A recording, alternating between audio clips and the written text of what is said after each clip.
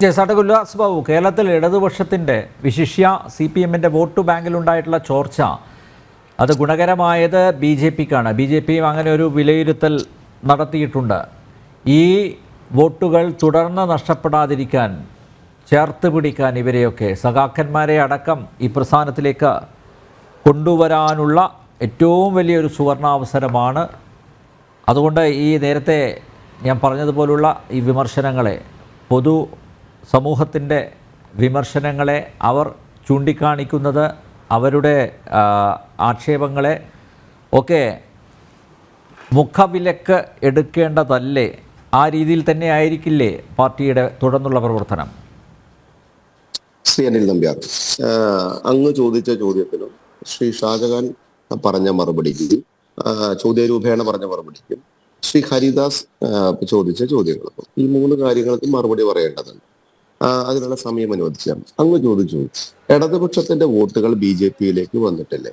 ഇടതുപക്ഷത്തിന്റെ വോട്ടുകൾ മാത്രമല്ല, കോൺഗ്രസിന്റെയും ഇടതുപക്ഷത്തിന്റെയും സകലവിധ മേഖലകളിലുള്ള ആളുകളുടെയും വോട്ടുകൾ ഇത്തവണ BJP-യിൽ വന്നിട്ടുണ്ട്. BJP എന്ന് പറയുന്ന രാഷ്ട്രീയ പ്രസ്ഥാനം കേരളത്തിന്റെ അധികാര ശ്രേണിയിലില്ല. ഇന്ത്യ മഹാരാജ്യത്ത് ഞങ്ങൾ കേന്ദ്രം ഭരിക്കുന്നു എന്നുള്ള യാഥാർത്ഥ്യം. പക്ഷെ കേരളത്തിൽ അധികാര ശ്രേണിയിൽ ഞങ്ങളില്ല. ഞങ്ങൾ എത്ര കാലമായിട്ട് ജയിക്കാതിരുന്നിട്ടും ഞങ്ങളുടെ ശുഭപ്രതീക്ഷയോടുകൂടി ഈ ജനങ്ങളുടെ നടുവിൽ ഞങ്ങൾ പ്രവർത്തിച്ചതിന്റെ ഫലമായിട്ട് തന്നെയാണ് ഇതര രാഷ്ട്രീയ സംഘടനയടക്കമുള്ള ആളുകൾ ഞങ്ങളിലേക്ക് കൃത്യമായി ഇത്തവണ വോട്ട് പാറ്റേൺ പെർസെൻറ്റേജ് കൂട്ടി തന്നതും. സ്വാഭാവികമായിട്ട് ആ ജനങ്ങളോട് ഞങ്ങൾക്ക് കമ്മിറ്റ്മെന്റ് ഉണ്ട്, ആ ജനങ്ങളോട് ഞങ്ങൾക്ക് ബാധ്യതയുണ്ട്.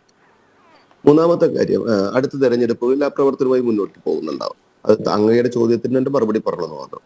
രണ്ടാമത്തെ കാര്യം, ശ്രീ ഷാജഹാൻ നേരത്തെ സംസാരിക്കുമ്പോൾ പറഞ്ഞു എന്തിനാണ് ഇത്ര അറഗൻസി ഉണ്ടാവും. എന്താണെന്ന് അറിയാമോ? പിണറായി വിജയന്റെ വാൾത്തലപ്പിന്റെ അടിയിലൂടെ നടക്കുകയാണെന്ന് ഷാജഹാൻ ഒരു വാക്ക് പറഞ്ഞു. ശരിയാണ്.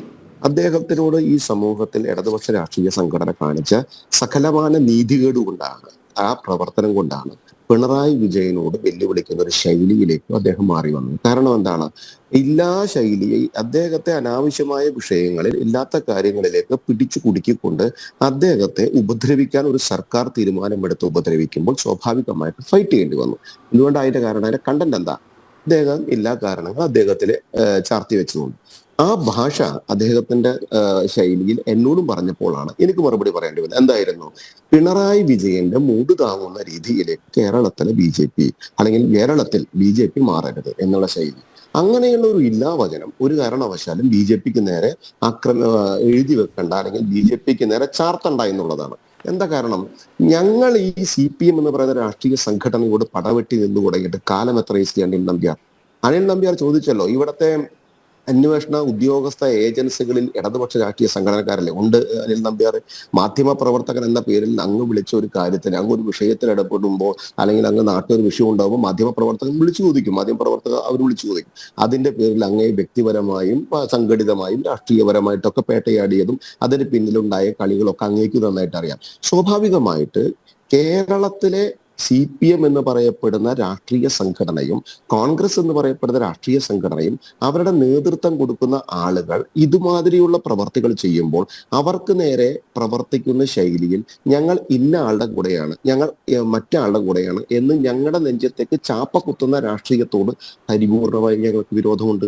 ഞങ്ങൾ ഈ നാടിനകത്ത് ഈ രണ്ട് രാഷ്ട്രീയ സംഘടനകളെയും 99% മാധ്യമ പ്രവർത്തകരുടെയും എതിർപ്പിനെ തൃണവൽക്കരിച്ചുകൊണ്ട് തന്നെയാണ് ഞങ്ങൾ ഈ നാട്ടിൽ പ്രവർത്തിച്ചു കൊണ്ടുപോകുന്നത്. സ്വാഭാവികമായിട്ടും അങ്ങനെ ഇല്ലാവചനം ഞങ്ങളുടെ രാഷ്ട്രീയ സംവിധാനത്തെ കുറിച്ച് പറയുമ്പോൾ പൊളിറ്റിക്കൽ പാർട്ടികളെ പ്രതിനിധീകരിച്ച് ഇവിടെ ഇരിക്കുന്നത് കൊണ്ട് സ്വാഭാവികമായിട്ട് ആ അറഗൻസി എനിക്കും ഉണ്ടാവും എന്നുള്ളത് അങ്ങ് തിരിച്ചറിയണം. രണ്ട്, നോർത്ത് ഇന്ത്യയിലും സൗത്ത് ഇന്ത്യയിലും മറ്റ് സംസ്ഥാനങ്ങളിലൊക്കെ ED പ്രവർത്തിക്കുമ്പോൾ അത് BJP-യുടെ ചട്ടുകമാണ് എന്ന് വിമർശിക്കുന്ന വിഭാഗത്തോട് എനിക്ക് പറയാനുള്ളത്, കേരളത്തിൽ നിങ്ങളെടുത്ത് എന്താണ് സ്പീഡ് കുറയുന്നു എന്നുള്ളതാണ്. നോർത്ത് ഇന്ത്യയിലായിക്കോട്ടെ സൗത്ത് ഇന്ത്യയിലായിക്കോട്ടെ, ഇനിയിപ്പോ സൗത്ത് ഇന്ത്യയുടെ ഭാഗമായിട്ടുള്ള കേരളത്തിലായിക്കോട്ടെ, ED പ്രവർത്തിക്കുന്നത് ആ അന്വേഷണ ഏജൻസിയുടെ മാത്രം ശൈലിയിലാണ്. BJP ആഫീസിൽ നിന്ന് കൊടുത്തുവിടുന്ന കടലാസ് കഷ്ണങ്ങൾക്കനുസരിച്ചല്ല ഇവിടെ ഓരോ സമരങ്ങളോ അല്ലെങ്കിൽ ഓരോ ED അന്വേഷണങ്ങളോ നടത്തുന്നത്. കരുവന്നൂർ വിഷയം അടക്കമുള്ള വിഷയങ്ങളിൽ, ബാങ്കിന്റെ വിഷയം അടക്കമുള്ള വിഷയങ്ങളിൽ ഇത്ര സ്പീഡായിക്കൊണ്ടുള്ള ആക്ഷൻ ഉണ്ടായതും ഇത്ര സ്പീഡായിക്കൊണ്ടുള്ള അന്വേഷണ പ്രവർത്തനങ്ങൾ നടന്നിട്ടുള്ളതും BJP എന്ന് പറയപ്പെടുന്ന രാഷ്ട്രീയ സംഘടന ആ വിഷയത്തിലെടുത്തുള്ള തീരുമാനങ്ങളും അത്രയ്ക്കൊപ്പം നിന്നുള്ളത് കൊണ്ട് തന്നെയാണ് എന്ന് എനിക്ക് പരിപൂർണമായിട്ട് അറിയാം. ബഹുമാനായ ശ്രീ അനിൽ നമ്പ്യാറിനും അതറിയാമെന്ന് തോന്നുന്നു. പിന്നെ CJP CPIM അന്തർധാര ബഹുമാനായ ശ്രീ ഹരിദാസ് പറഞ്ഞു. നോക്കൂ ഹരിദാസ്, നിങ്ങളൊരു കാര്യം മനസ്സിലാക്കേണ്ടത്, ഞങ്ങളും ഇവരും തമ്മിൽ അന്തർധാരയാണെന്ന് പറഞ്ഞാൽ, സർ, ഞങ്ങളുടെ രാഷ്ട്രീയ സംഘടനയുടെ കൊടി പിടിച്ചതിന്റെ പേരിൽ മരണപ്പെട്ടു പോയിട്ടുള്ള ആളുകളുടെ എണ്ണം ഹരിദാസ്ജിക്ക് അറിയാമോ? ഈ ഇടതുപക്ഷ രാഷ്ട്രീയ നരാധമന്മാർ നശിപ്പിച്ചു കൊന്നത്, തല്ലിക്കൊന്ന്, വെട്ടിക്കൊന്ന്, കല്ലെറിഞ്ഞു കൊന്ന്, ബോംബെറിഞ്ഞു കൊന്ന് എത്ര ആളുകളുണ്ടെന്ന് അറിയാമോ? എന്നിട്ട് ഞങ്ങൾ ഇവരുമായിട്ട് അന്തർധാര പ്രവർത്തിക്കുന്നുവെന്ന് ഇന്ത്യ മുന്നണിയിൽ ഒരുമിച്ചിരിക്കുന്ന അവരെ നോക്കി നിങ്ങൾക്ക് പറയാൻ സാധിച്ചുവെങ്കിൽ അത് അങ്ങ് പറയരുതായിരുന്നു. അങ്ങനെ ഒരു അന്തർധാര ഇന്നെന്നല്ല, ഒരു കാലത്തുമില്ല, ഒരു കാലത്തും ഉണ്ടാകാനും പോകുന്നില്ല.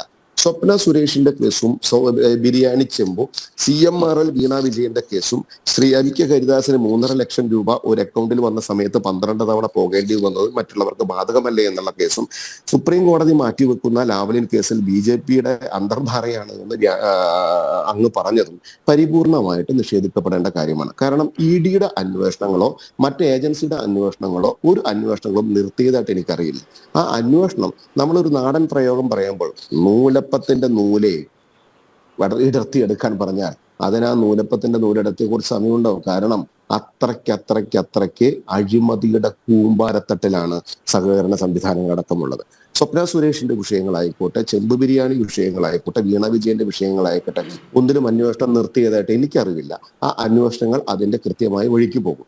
അവിടെ BJP ഉല്ലാസ് ബാബു, സ്വപ്ന സുരേഷിന്റെ 164 സ്റ്റേറ്റ്മെന്റ് ഉണ്ട്, മജിസ്ട്രേറ്റിന് കൊടുത്ത മൊഴിയുണ്ട്. ആ 164 സ്റ്റേറ്റ്മെന്റിൽ അവർ പറഞ്ഞിരിക്കുന്ന ഒരു കാര്യം താങ്കൾക്കറിയാമോ? അതായത് ഈ പലതവണ 22 തവണ സ്വർണ്ണം കടത്തിയല്ലോ, അന്നൊന്നും പിടിക്കപ്പെട്ടില്ല.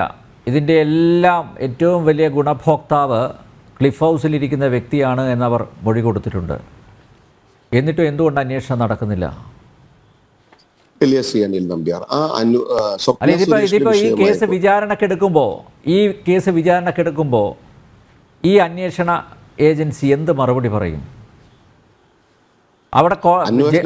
അവിടെ ജഡ്ജി ചോദിച്ചാൽ പോരെ, എന്തുകൊണ്ട് പിണറായിയെ നിങ്ങളൊന്ന് ചോദ്യം ചെയ്യാൻ പോലും വിളിപ്പിച്ചില്ല? അല്ലെ, ഈ ഇപ്പോഴും ആരോപണ വിധേയമായി നിൽക്കുന്ന പിണറായിയുടെ മകൾ എന്തുകൊണ്ട് മകളെ ചോദ്യം ചെയ്യാൻ വിളിക്കുന്നില്ല? സ്വാഭാവികമായിട്ട് കോടതി ചോദിക്കുമല്ലോ. ഇപ്പം അന്തർധാരയെക്കുറിച്ചൊന്നുമില്ല, പൊതുസമൂഹത്തിൻ്റെ മുമ്പിൽ ചില സംശയങ്ങളുണ്ട്. അതാണ് ഇപ്പോൾ അവർ ഇതുവഴി ചോദിക്കുന്നത്. അതാണ് ഷാജഹാനും അതുപോലെ ഹരിദാസും ഉന്നയിച്ചത്. സ്വാഭാവികമായും അതിനുള്ള മറുപടി അവർ പ്രതീക്ഷിക്കുന്നുണ്ട്. അല്ല, BJPയെ സംബന്ധിച്ചിടത്തോളം, BJP എന്ന് പറയപ്പെടുന്ന രാഷ്ട്രീയ സംഘടനയെ സംബന്ധിച്ചിടത്തോളം ഞങ്ങൾ വളരെ കൃത്യമായി പറയുന്നു, ഞങ്ങൾക്ക് ഇടതുപക്ഷ രാഷ്ട്രീയ സംഘടനയുമായിട്ട് അന്തർധാര പോയിട്ട് യാതൊരുവിധ അർത്ഥബന്ധങ്ങളും ഞങ്ങൾ അവരും തമ്മിലില്ല. രണ്ട്, അവിടെ വിമർശിക്കുന്നു എന്ന് പറയപ്പെടുന്നത്, വിമർശിക്കാനുള്ള അധികാരം നിങ്ങൾക്കുമുണ്ട്, എല്ലാവർക്കും ഉണ്ട്, അനിൽ നമ്പ്യാറിനുമുണ്ട്. നിങ്ങൾ ഒരു വിഷയത്തെ വിമർശിക്കുന്ന സമയത്ത് അത് BJPയുടെ പ്ലാനാണ് എന്ന് പറഞ്ഞിട്ട് BJPയുടെ നെഞ്ചത്തേക്ക് അതിന് അനാവശ്യമായ ഒരു നുണപ്രചരണം കൊണ്ടുവരുന്ന ശൈലിയെയാണ് ഞാൻ കൃത്യമായി എതിർക്കുന്നത്.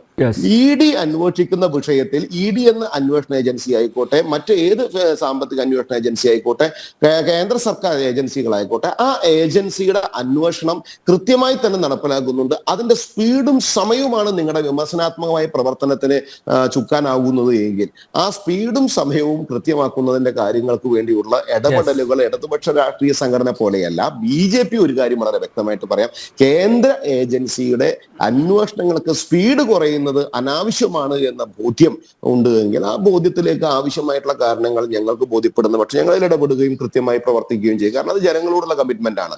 അവിടെ ഞങ്ങളും CPM കെട്ടിപ്പിടിച്ച് കൈകോർത്ത് നടക്കുന്ന അടിസ്ഥാനത്തിലാണ് ഈ പ്രവർത്തനങ്ങളും ഈ മറ്റേ സ്പീഡ് കുറയുന്നു എന്നൊക്കെ തോന്നുകയും അത് നിങ്ങളുടെ വിമർശനമാണ്. ആ വിമർശനത്തും ശരിയാണെന്ന് വെക്കാൻ എനിക്ക് പറ്റില്ല. കാരണം അങ്ങനെ ഒരു ഇല്ലാത്തൊരു കാര്യത്തിന് ശരിവെക്കാനല്ലല്ലോ സ്വാഭാവികമായിട്ട് രാഷ്ട്രീയ പ്രവർത്തനത്തിൽ നടക്കുന്നത്. അനിൽ നമ്പ്യാർ ഒരു കാര്യം മനസ്സിലാക്കേണ്ടത്, നിങ്ങളെ വിമർശിക്കുന്നു എന്ന് പറയപ്പെടുന്ന വിഷയത്തിൽ യാതൊരുവിധ കാരണവശാലും നിങ്ങൾക്ക് വിമർശിക്കാൻ അധികാരമുണ്ട്. പക്ഷെ BJPയെ സംബന്ധിച്ചിടത്തോളം BJP ജനങ്ങളുടെ വിഷയത്തിൽ ഇടപെട്ടത് കൊണ്ടാണ് കരുവന്നൂർ അടക്കമുള്ള വിഷയങ്ങൾ, നിരവധി വിഷയങ്ങൾ പുറം ലോകം അറിഞ്ഞതും ഏറ്റവും വലിയ രീതിയിൽ ഇപ്പൊ ഈ 2 ദിവസം നടന്ന കാര്യങ്ങൾ തന്നെ ഇന്ത്യ മഹാരാജ്യത്തിന്റെ ചരിത്രത്തിൽ തന്നെ നിങ്ങൾക്ക് നോക്കിയാൽ മനസ്സിലാകും ഒരു അന്വേഷണ ഏജൻസി അത്രയ്ക്കധികം ചെയ്തിട്ടുണ്ടോ ഇല്ലെന്ന്. അപ്പൊ സ്വാഭാവികമായിട്ട് അതിനെ കാണാതെ അതിന്റെ പുറകിൽ ഒരു വിമർശനം കൊണ്ടുവരിക എന്ന് പറയപ്പെടുന്ന ഒരു അജണ്ട സെറ്റ് ചെയ്യുന്ന പ്രവൃത്തി അതിനൊരിക്കലും കൂട്ടുനിൽക്കാൻ എന്നെ കൊണ്ട് സാധിക്കില്ല എന്ന് മനസ്സിലാക്കും.